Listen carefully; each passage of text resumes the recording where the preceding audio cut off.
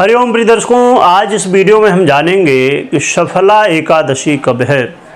पौष मास कृष्ण पक्ष में सफला एकादशी मनाई जाती है। तो सफला एकादशी 2024 में कब मनाई जाएगी। सफला एकादशी बड़ी ही महत्वपूर्ण एकादशी है, क्योंकि इसका व्रत करने से, पूर्ण रूप से नियमों का पालन करने से, सफला एकादशी के व्रत के प्रभाव से व्यक्ति अपने जीवन में अपनी सभी इच्छाओं को पूर्ति करता है। भगवान विष्णु की कृपा से, एकादशी माता की कृपा से व्यक्ति की सभी कामनाएं पूरी होती हैं और अपने जीवन में सफलता को प्राप्त करता है। यदि आप अपने जीवन में किसी भी क्षेत्र में सफलता चाहते हैं तो भगवान विष्णु की कृपा से इस सफला एकादशी का व्रत करके और आप सफलताएं प्राप्त कर सकते हैं।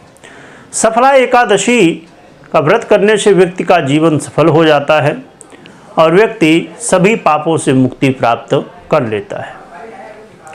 सफला एकादशी एक ऐसी एकादशी है जो अनंत गुना फल देने वाली होती है और इस दिन भगवान विष्णु की आराधना की जाती है। प्रातःकाल स्नान आदि से निवृत्त होकर और भगवान विष्णु की पूजा की जाती है और फिर द्वादशी को भगवान की सेवा करके ब्राह्मण भोजन आदि करा के और फिर पारण भी किया जाता है। आइए जानते हैं कि सफला एकादशी कब है और पारण कब किया जाएगा। तो प्रिय दर्शकों, सफला एकादशी 2024 में 26 दिसंबर गुरुवार को मनाई जाएगी।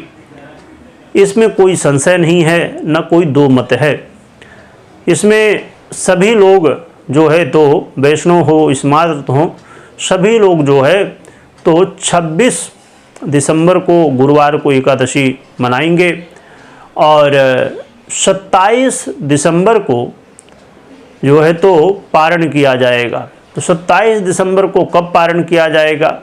27 दिसंबर को सुबह 7:15 बजे से लेके और 9:15 बजे तक पारण आप कर सकते हैं।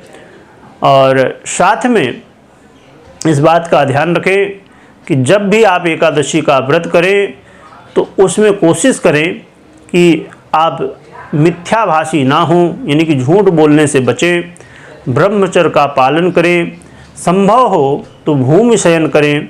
और एकादशी व्रत में कुछ महत्वपूर्ण नियम होते हैं, उनका भी पालन करें। जैसे कि भगवान विष्णु को तुलसी अति प्रिय है, तो तुलसी की व्यवस्था पहले से कर लें, क्योंकि एकादशी के दिन तुलसी नहीं तोड़ी जाती है। तो आप दशमी के दिन ही तुलसी तोड़ के रख लें, या जिनके यहाँ फूल वगैरह दे जाता है माली तो ठीक है, पर व्यवस्था पहले से ही कर लें। और भगवान विष्णु के भोग में जो है तो तुलसी बड़ी महत्वपूर्ण होती है, तो इस बात का ध्यान रखें। और एकादशी के दिन विशेष रूप से कोशिश करें कि जितना हो सके तो भगवान नाम का जप करें। और सबसे महत्वपूर्ण यहाँ, क्योंकि रात्रि में जागरण का बड़ा ही महत्व होता है, दीपदान का भी बड़ा महत्व होता है, तो दीपदान भी कर सकते हैं। और रात्रि में जागरण का बड़ा महत्व होता है, क्योंकि यदि हम रात्रि में जागरण नहीं करते हैं तो हमें जो फल मिलना है उसमें आधा फल हमें प्राप्त होता है। अब रही बात कि आप कैसे कैसे व्रत कर सकते हैं, क्योंकि इसकी अलग अलग स्थितियां हैं। 4 तरह के व्रत हैं एकादशी में। एक तो ये कि आप निर्जला रह सकते हैं, बिना अन्न जल के आप दशमी के मध्याह्न का भोजन, दोपहर का भोजन करके और फिर जो है तो द्वादशी को पारण करें। नहीं हो सकता है तो आप जल ले सकते हैं। यदि नहीं भी हो सकता है इतना भी, तो आप एकादशी के दिन आप सुबह सुबह स्नान आदि से निवृत्त हो जाएं और व्रत रखें और द्वादशी को पारण करें। इतना ना भी हो पाए तो कम से कम आप एकादशी के दिन व्रत रखें और सूर्य अस्त के बाद फिर पारण करें। तो जितनी आपकी सामर्थ्य हो, इतनी भी सामर्थ्य ना हो तो आप ये कोशिश करें कि एकादशी के दिन अन्न जरूर ना खाएं, उपवास की चीज़ें खा सकते हैं, फल इत्यादि जो भी आपके पास उपलब्ध हो। तो ये अलग अलग जितनी भी समर्थ हो उसके अनुसार आप व्रत कर सकते हैं। और दूसरे दिन गंगा जल, भगवान का चरणामृत और तुलसी आदि ग्रहण करके पारण कर सकते हैं इस, और चावल आदि ग्रहण करके, और उसके बाद जो है तो आप भोजन इत्यादि कर सकते हैं। परंतु पारण करने से पहले, भोजन करने से पहले यदि आपकी सामर्थ्य हो तो आप ब्राह्मण जिमा सकते हैं, और यदि सामर्थ्य ना हो तो आप सूखा सीधा जो है तो ब्राह्मणों को, गरीबों को दान कर सकते हैं। तो ये विधि है।